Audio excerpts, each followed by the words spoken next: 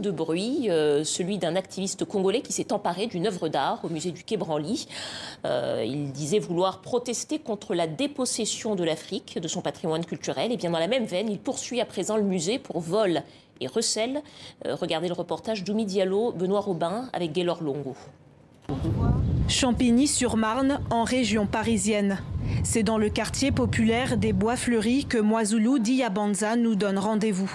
À 41 ans, ce ressortissant congolais est un activiste. La fin de la monnaie coloniale du franc CFA, la fin, ou si vous voulez, la fermeture des bases militaires françaises en Afrique, l'arrêt de la coopération technique entre les pays européens et les pays africains, la mise à plat des accords de partenariat économique, on voit aisément que depuis un moment, la jeunesse africaine et panafricaine porte ces idées. Opposant politique, il affirme avoir été condamné à mort en RDC en 2011. Mon travail consiste à faire la révolution tous les jours. Parce qu'il faut à un moment donné en Afrique qu'il y ait de ceux qui sont capables de renoncer à tout, de renoncer à leur propre vie et de mettre l'intérêt supérieur de l'Afrique et de notre peuple de partout au-dessus. Et son dernier fait d'armes n'est pas passé inaperçu. Ça, c'est notre bien et c'est notre patrimoine. Je le ramène à la maison, vous êtes des voleurs. La scène se déroule à l'intérieur du Quai Branly. Des activistes africains viennent de décrocher un poteau funéraire du 19e siècle provenant de la tribu Bari, dans le centre-est de l'Afrique.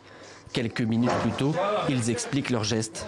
Vous verrez à l'entrée de ces musées, il y a des noms. Ces noms-là, c'est le nom de colonisateurs qui ont pillé toutes ces œuvres d'art qui sont ici. Ça a été pillé entre 1880 et 1960. Donc sous la colonisation, l'Afrique a été dépossédée de toutes ses richesses.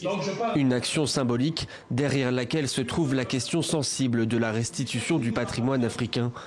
D'après les experts, 80% des œuvres d'art africaines se trouvent aujourd'hui hors du continent, et notamment en France, où près de 90 000 pièces seraient répertoriées dans les musées, dont 70 000 rien qu'au Quai Branly. Finalement, les activistes ne franchiront pas les portes du musée. Arrêtés par la police, ils seront libérés à l'issue de leur garde à vue, mais restent placés sous contrôle judiciaire. Ils passeront fin septembre devant le tribunal correctionnel pour tentative de vol en réunion d'un objet mobilier classé. Mais pour Mwazulu, pas question d'en rester là. Ce matin, il se rend dans le 7e arrondissement de Paris et entend porter plainte contre le musée du Quai Branly pour vol et recel. À son arrivée devant le commissariat, ses soutiens sont déjà là. L'échange avec les policiers est retransmis en direct sur les réseaux sociaux.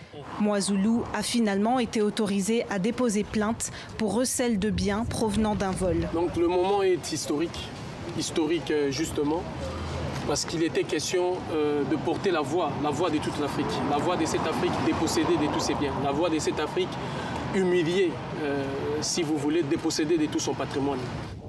Pour son action au musée du Quai Branly, le procès de Mwazulu Diabanza aura lieu le 30 septembre prochain au tribunal de grande instance de Paris. Qui est arrivé à Courbevoie.